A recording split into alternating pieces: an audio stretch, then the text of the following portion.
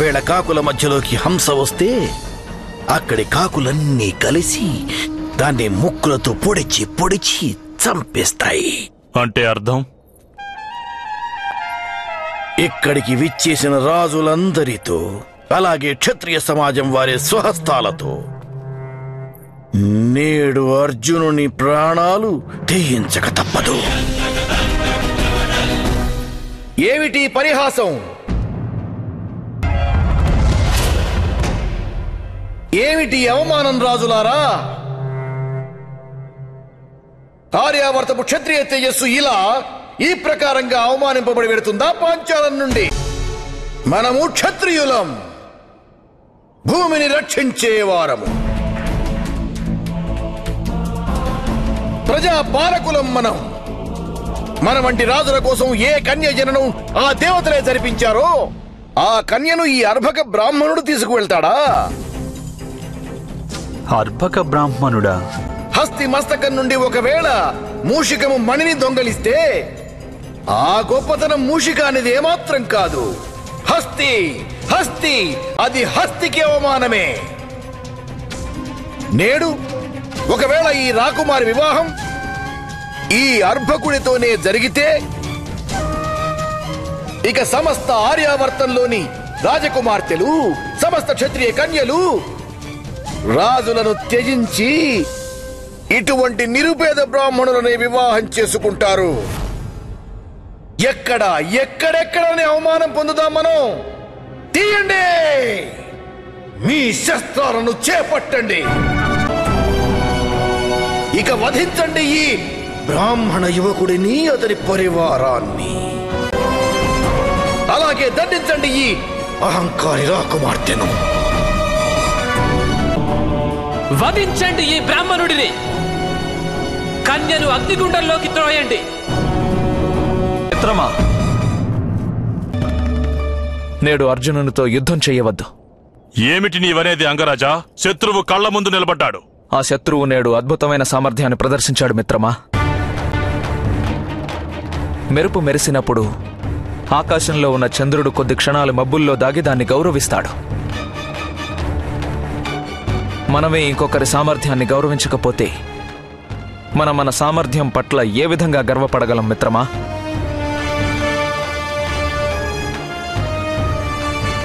నీవు నన్ను ఆదేశిస్తే నేను అవశ్యం ధనుస్సును ఎక్కుపెడతాను. కానీ ఈరోజు నేను అర్జునుణ్ణి వధించలేను మిత్రమా. క్షత్రియులారా, నేడు ఈ బ్రాహ్మణుడికి మృత్యుదండన విధించి తీరాలి. ఇంతమంది క్షత్రియ రాజులందరూ కలిసి ఒక బ్రాహ్మణుని హతమారుస్తారా? మీ అందరికీ బ్రహ్మహత్యా పాతకం చుట్టుకుంటుంది. నీవు శస్త్రాలను ఎక్కుపెట్టావు. నీతో యుద్ధం చేసేందుకు, నిన్ను వధించేందుకు మాకు అధికారం ఉంది. కాలయాపన చేయకండి రాజులారా, తలపడండి. భటుకేశ్వర మహాశయ, గాంధార రాజుని యుద్ధానికి ఆహ్వానించండి. ఇదిగో గాంధార రాజా, ఎక్కడున్నావు? ముందుకురా, ఇప్పుడే నీ శిరస్సును ఖండిస్తాను. ఎక్కడున్నావు గాంధార రాజా? భటుకేశ్వర మహారాజా ఇటువైపు ఉన్నాడు. ఈ వైపా? ఓయ్ గాంధార రాజా, నీకు యుద్ధం చేయాలనుంది కదా, రా, ముందు నాతో యుద్ధం చేయి. రా, త్వరగా రా. మేనల్లుడా, అర్జునుణ్ణి భీముణ్ణి వధించు. మిగతా ముగ్గురి ప్రాణాలు వాటంతటవే పోతాయి. కాలయాపన చెయ్యకు మేనల్లుడా, ఇదే అవకాశం. శస్త్రాలు చేపట్టు. నేడు వద్దు, నేడు విజయ ఆనందాన్ని అనుభవించు. యమరాజును ఆహ్వానించే సమయం కూడా వస్తుందని తెలియజెప్పు ఈ బ్రాహ్మణ యువకునికి. యువరాజా దృష్టద్యుమ్న, వీరంతా ఆహ్వానం అందుకొని వచ్చినవారు. వీరి ముందు శస్త్రాలను ఎక్కుపెట్టకూడదు. నీ క్రోధాన్ని శాంతింపజేసుకో యువరాజా.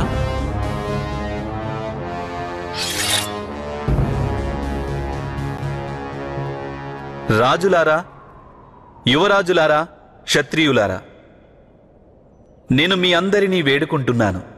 దయచేసి ఈ యువకునికి రాకుమారికి శుభాశీస్సులందించి మీ రాజ్యాలకు తిరిగి బయలుదేరండి.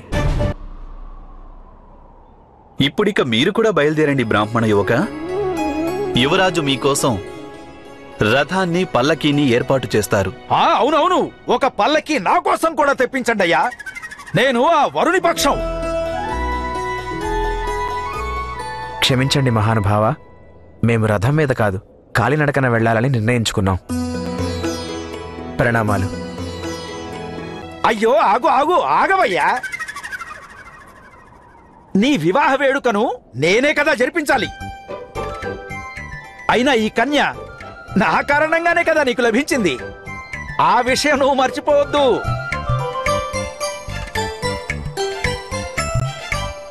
కానీ వివాహానికి ముందు నేను మా మాత ఆశీస్సులు తీసుకోవాలి. అయితే పదవయ్యా, నేను నీతో పాటే వస్తాను. నిన్ను రక్షించేందుకు నీ ముందు నేనే నిలబడ్డాను కదా.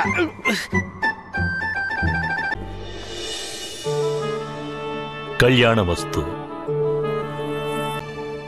అనుజ్ఞనివ్వండి పితృదేవా. అనుజ్ఞనిచ్చాను ద్రౌపది. బ్రాహ్మణ యువకుని మాత ఆశీర్వచనాన్ని పొంది శీఘ్రమే తిరిగిరా. ఇక్కడ నీ వివాహానికి మేము సన్నాహాలు చేస్తున్నాము. కళ్యాణమస్తు సఖీ. నీ మొహంలో ఈ చిరునవ్వు చూసి నాకు సంతోషంగా ఉంది. నీకు నేను ఈ కానుకలు ఇవ్వాలనుకుంటున్నాను. ఈ 5 రాళ్ళు. జ్ఞానం మరియు శాంతం, వీటి నేత్రాలు కుడివైపున. ప్రేమ అంకిత భావాలు, వీటి నేత్రాలు ఎడమవైపున. ఇక న్యాయం మధ్యలో స్థిరంగా ఉంది.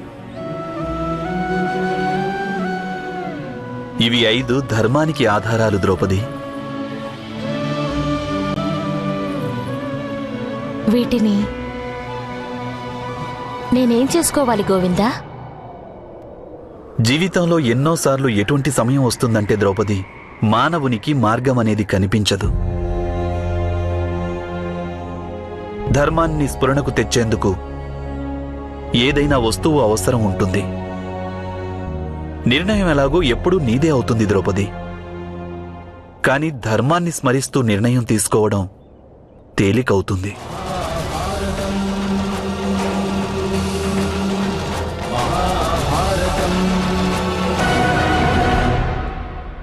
మాతా, చూడండి నాకు దానంగా ఏం లభించిందో. అర్జునునికి లభించినది ఏదైనా మీ 5గురు సరిసమానంగా పంచు.